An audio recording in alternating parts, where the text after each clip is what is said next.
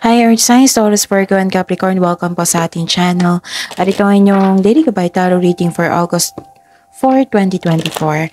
Please be reminded kung naka-resonate kayo, comment down. Kung hindi kayo naka-resonate, ibigay niyo po sa iba kasi channel reading po ito.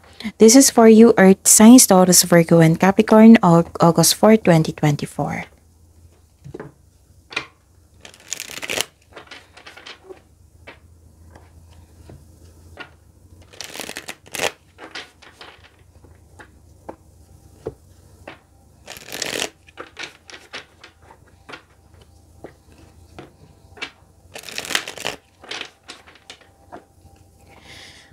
Maraming salamat po sa inyo patuloy na suporta at maraming salamat po sa mga hindi nag-skip ng ads.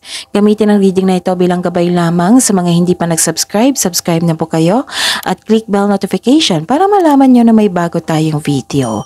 Para sa mga gustong magpa-reading po, may lumabas dyan sa screen nyo ngayon. Panoorin nyo po at sundin ang instruction.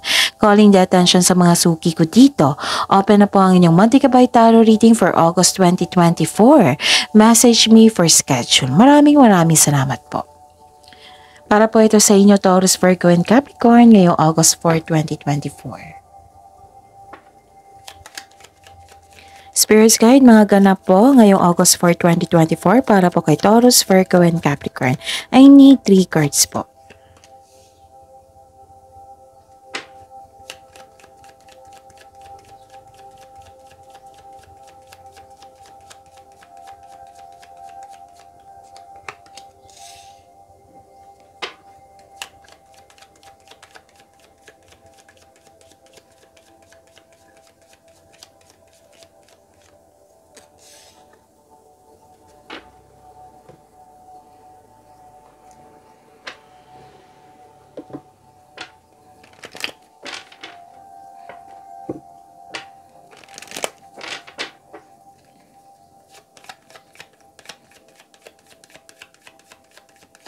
Spirits Guide, mensahe niyo po para kay Taurus, Virgo, and Capricorn.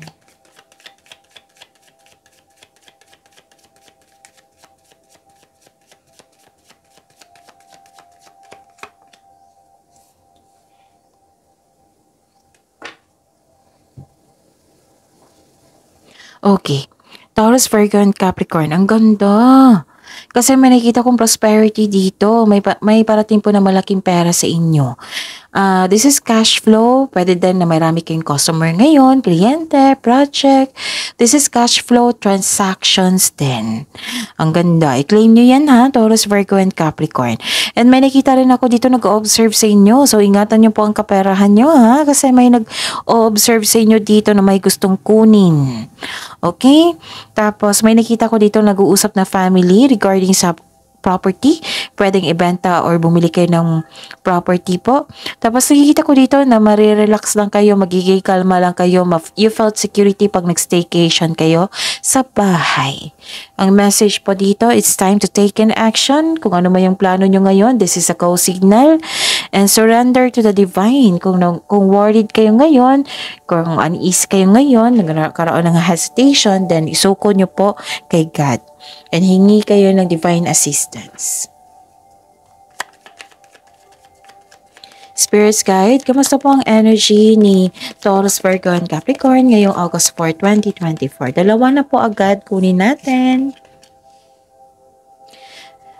Okay, so panoorin niyo po yung last 4 days Gabay Tarot reading niyo po.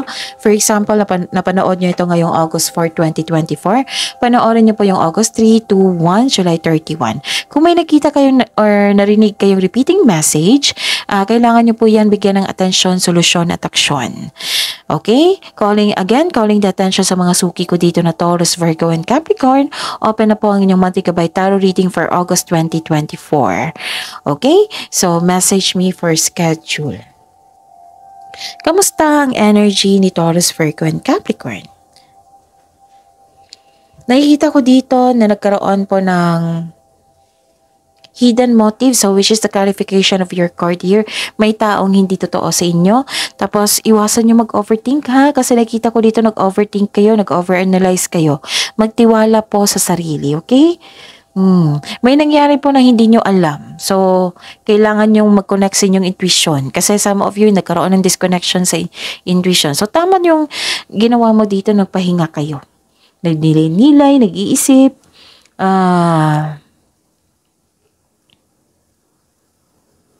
Yes, this is rest is pagsisiyasat sa sarili.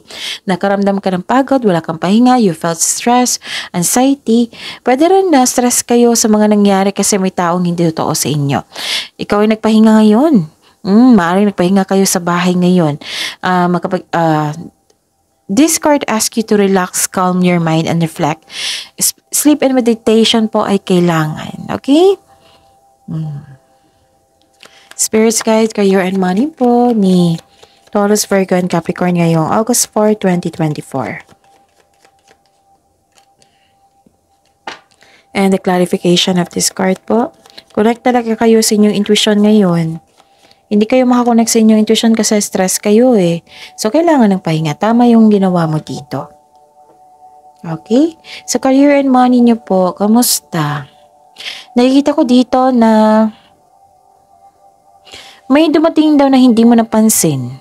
You're trying too hard or you're trying too hard nakafocus ka sa isang opportunity. Why not mag-time for reflection para mapansin mo yung dumating na opportunity? The universe is asking you to loosen grip and relax. Mag-reconnect po daw kayo at mag-ask ka ng divine assistance.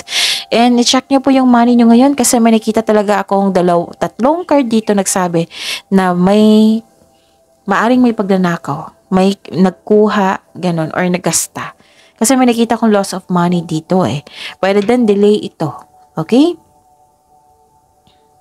And nagpasya kayo dito eh na mag-move forward to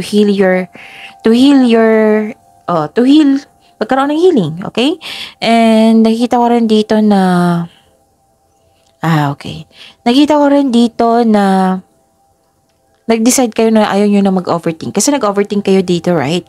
Nag-decide kayo dito. Tinutulungan mo yung sarili mo. Taurus, Virgo, and Capricorn, which is very good. Love, life, self-love, partnership, and romance. Spirits Guide, the Taurus, Virgo, and Capricorn, ngayong August 4, 2024. And the clarification of this card po. Mahilig kayo mag-travel, no? Taurus, Virgo, and Capricorn.